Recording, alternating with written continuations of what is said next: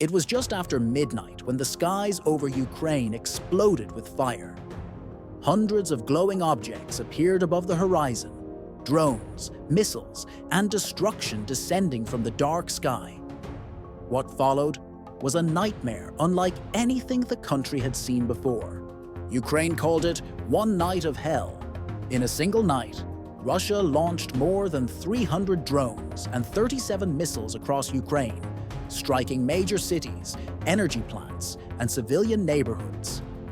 Air raid sirens screamed endlessly. The sound of explosions rolled through the night as flames rose into the sky. It was chaos. Families ran to underground shelters, clutching their children, praying for the noise to stop. The war between Russia and Ukraine has now stretched beyond 3 years, with no clear end in sight.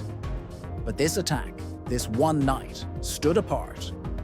It was calculated, massive, and meant to break morale. Ukrainian defense systems fought back fiercely. Anti-aircraft guns fired from rooftops, streaks of light cutting through the black sky. Many drones were intercepted, but some found their mark, leaving behind destruction and death. In Kyiv, the capital, the night was filled with fear. Entire districts went dark as explosions shattered windows and tore apart buildings. Emergency workers rushed to the scenes, extinguishing fires and rescuing survivors trapped under rubble. Hospitals overflowed with the injured. Doctors and nurses worked tirelessly, some operating by flashlight when the power failed. Officials later confirmed that it was the largest combined missile and drone assault since the full-scale invasion began in 2022. The drones, mostly Iranian-made Shahed models, flew low and slow, designed to confuse radars. The missiles that followed were faster, heavier, and deadlier, including some of Russia's most advanced cruise and ballistic weapons. Military analysts believe the purpose was to overwhelm Ukraine's air defenses, to test their limits, and to send a message that Russia's arsenal is far from depleted. But behind every statistic lay a human tragedy. In the city of Odessa, a maternity ward was hit. Nurses carried newborn babies out into the freezing night, wrapping them in blankets as explosions echoed nearby. In Kharkiv, entire apartment blocks collapsed.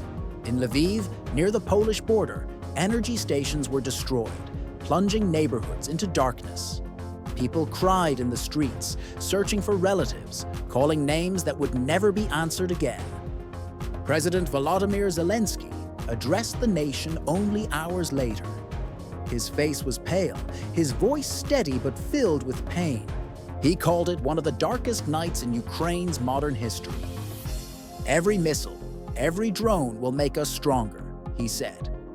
"We will rebuild, and we will fight for every life lost."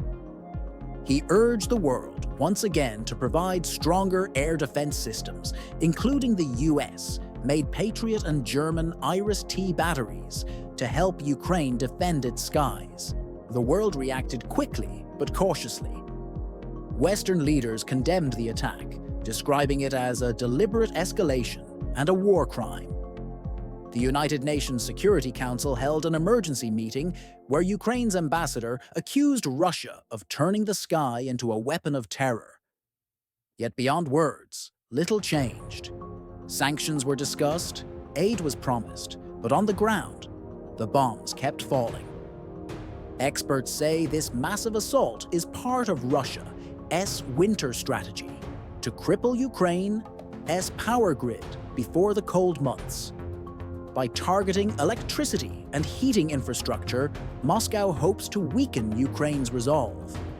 As temperatures drop, millions could face freezing nights without light or warmth. The attack was not just military. It was psychological, designed to break the human spirit. Still, in the midst of ruin, resilience glowed.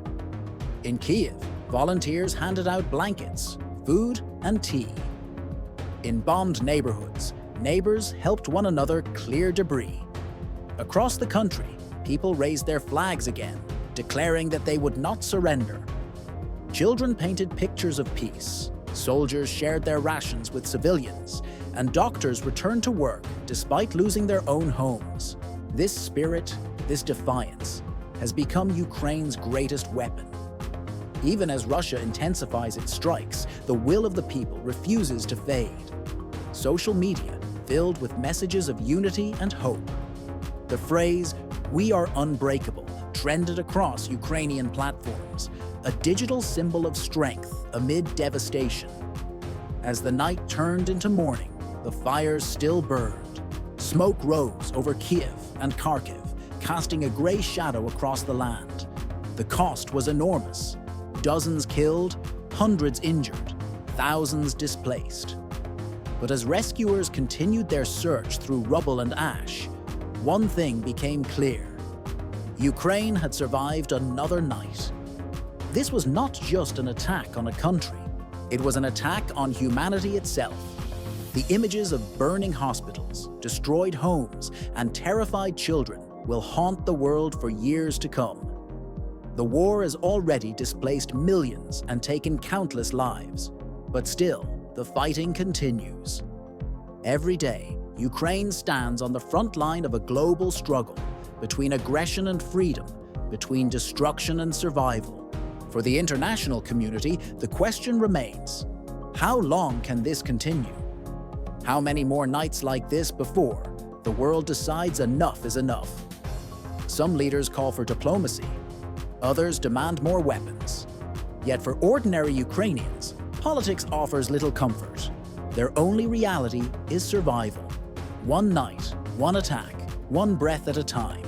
As dawn finally broke over Ukraine, the first light revealed a landscape scarred by war, but still standing. Birds returned to the skies that had been filled with drones only hours earlier. Children stepped out from shelters, clutching their mothers' hands. Life somehow went on. This night, this one night of hell, was not the end. It was a warning, a reminder of how fragile peace has become and how easily humanity can slip into darkness. The world must remember what happened here, because silence too can be deadly. For the people of Ukraine, hope is the only weapon left that cannot be destroyed, and as long as that hope survives, so too will their fight for freedom. Thank you for watching. If you believe these stories need to be told, please like this video and subscribe to our channel for more in-depth reports. Stay informed and stay safe.